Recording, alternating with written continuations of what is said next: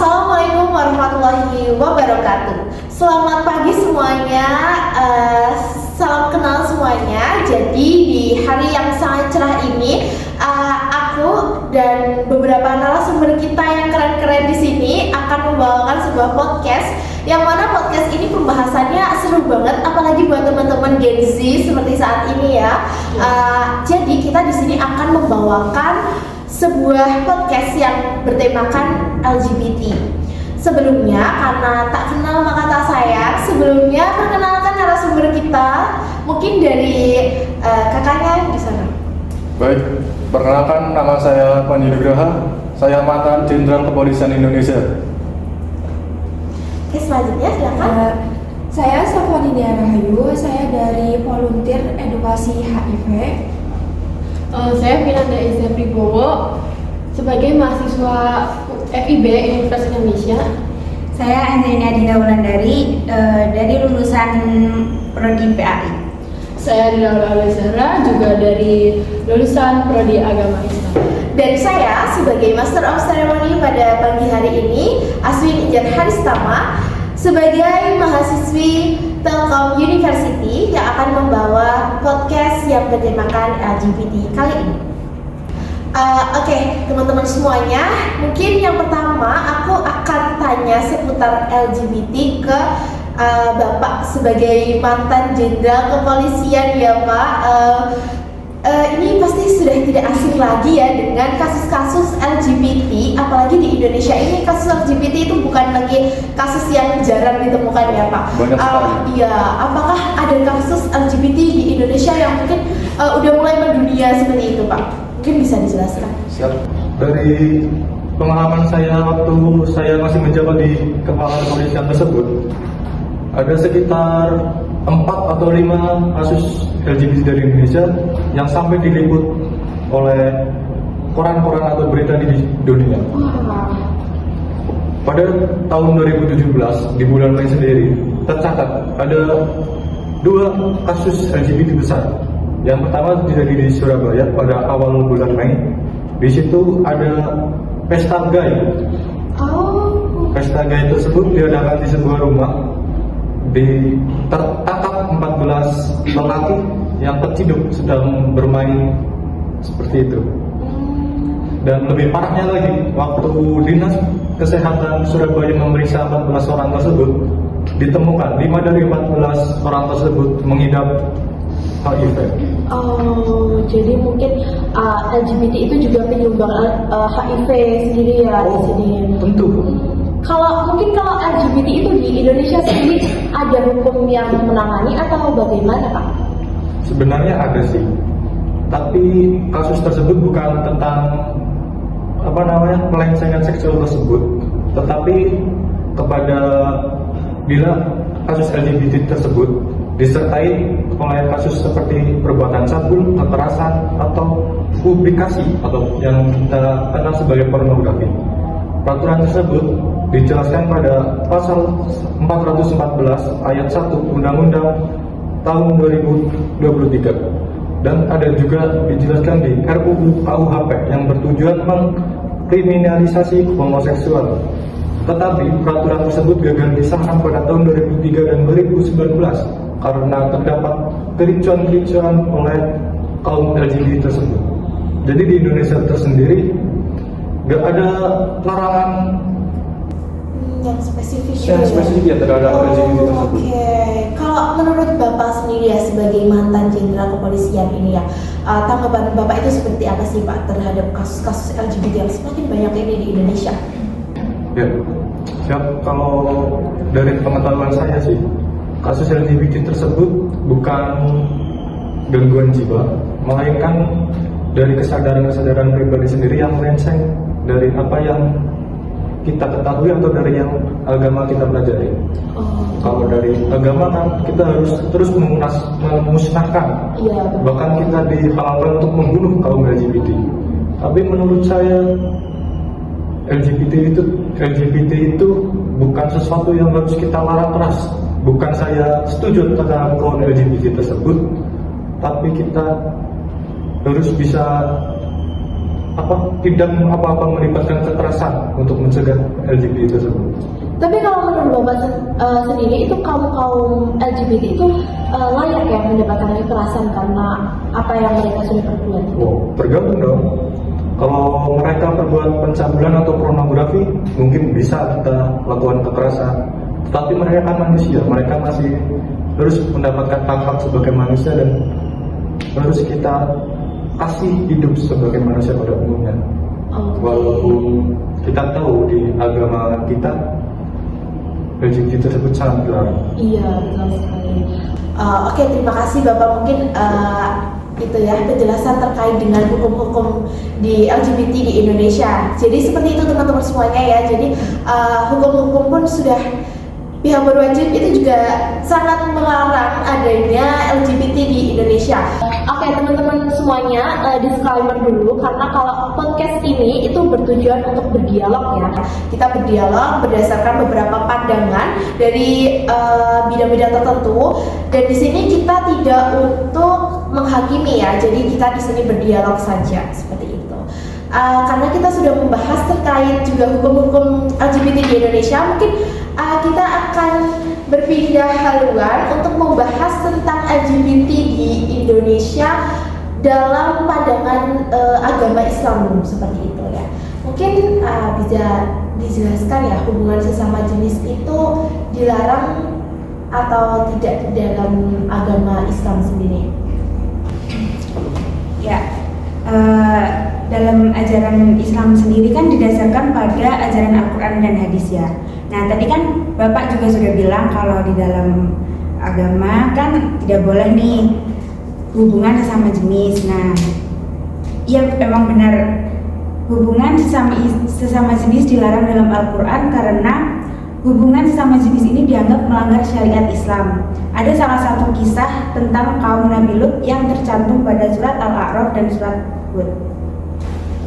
Oke, jadi berarti di agama Islam sendiri sangat melarang keras adanya LGBT ya. Ya sudah dari zaman-zaman sebelumnya, dari zaman-zaman Nabi kita seperti Nabi Lot juga sudah sangat dilarang dan sudah ada kisahnya yang mana LGBT itu kaumnya itu mendapatkan azab yang sangat besar seperti itu. Mungkin saya akan bertanya nih kepada Ibu, penafsiran baru tentang keberagaman manusia dan pentingnya inklusi sosial menurut agama Islam itu seperti apa?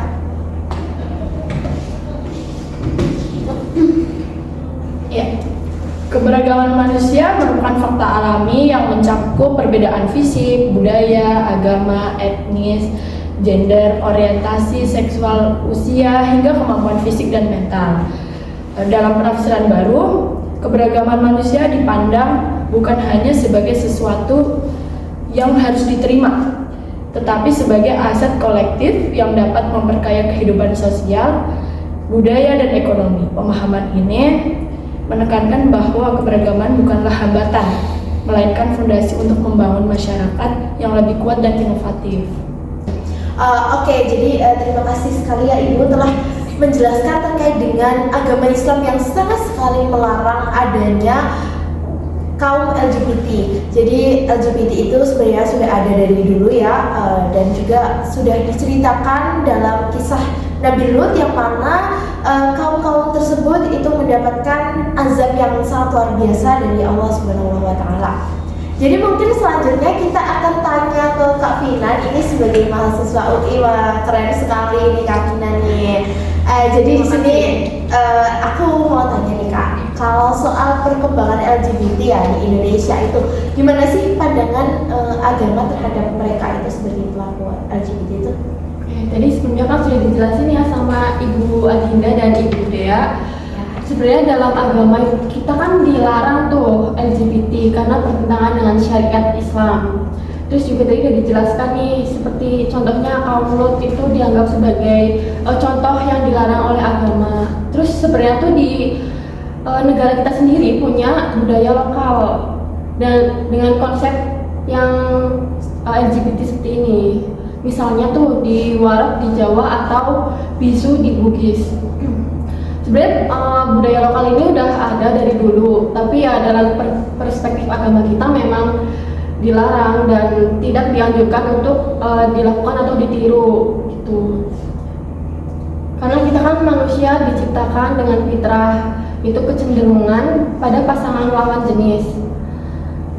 Karena hal-hal yang seperti itu dianggap sebagai penyimpangan, meskipun penyelesaiannya harus tetap dilakukan dengan kasih sayang yang hikmah.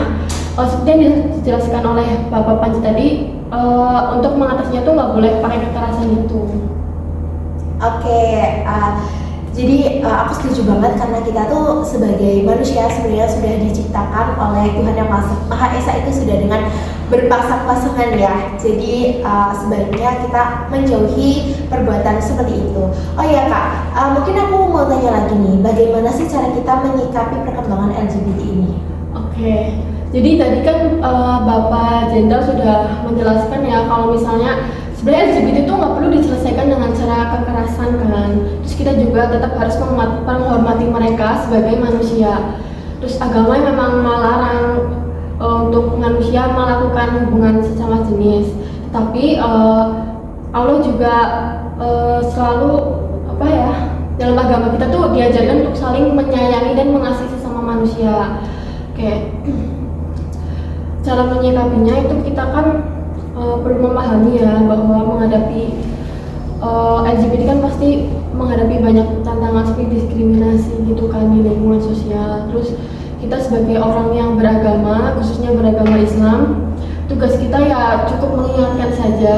Terus kita tetap menyayangi mereka sebagai manusia saja. Terus orang-orang kan pasti mikirnya kalau menyayangi mereka berarti kita sama saja mendukung. Sebenarnya hal itu tuh enggak sama sekali, karena kita kan menyayangi mereka sebagai manusia, bukan sebagai orang yang melakukan maksudnya sebagai pelaku LGBT tersebut. Oke. Tapi Kak, ini aku mau tanya lagi Kak, karena sebenarnya kalau ada yang bilang nih, kalau misalnya kita itu sekedar membiarkan mereka seperti itu dan menghormati atau apapun itu tuh kayak seolah kita tuh mendukung. Nah hal itu kan nggak boleh banget ya di agama kita. Nih gimana nih Kak menurut Kakak?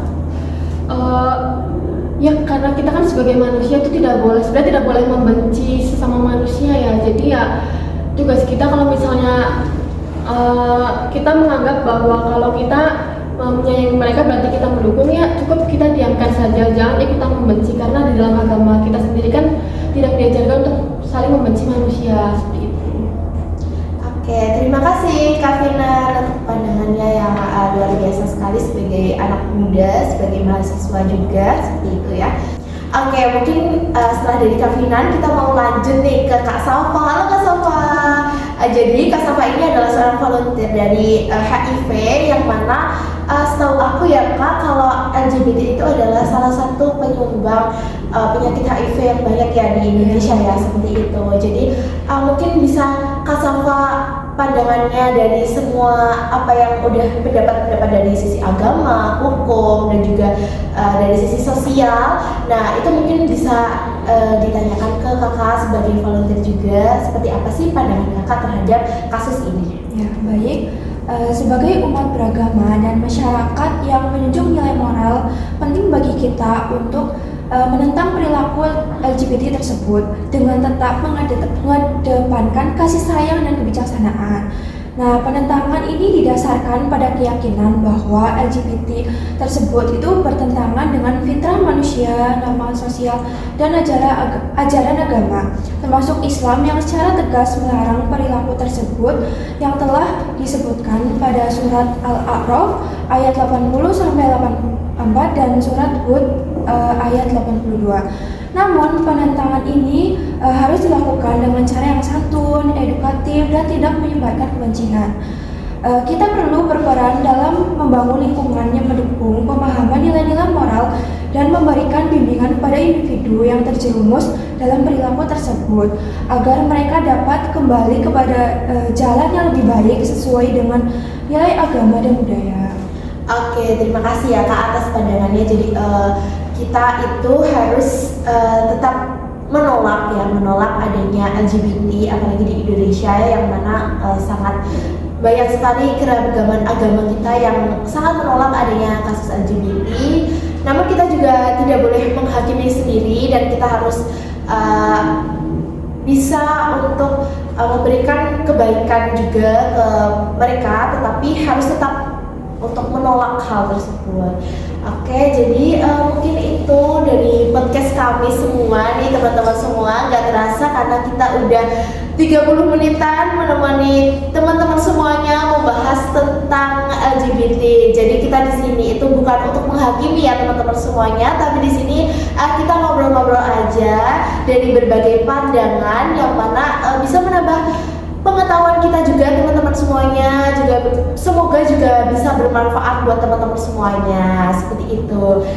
Jadi mungkin kurang lebih ini podcast dari kita. Kurang lebih jika kalau ada omongan yang kurang berkenan di teman-teman semuanya, kami sangat memohon maaf dan semoga podcast ini bermanfaat untuk kalian semua. Dan saya mau mengucapkan terima kasih banyak untuk para narasumber yang sudah datang menyempatkan waktunya pada pagi hari ini.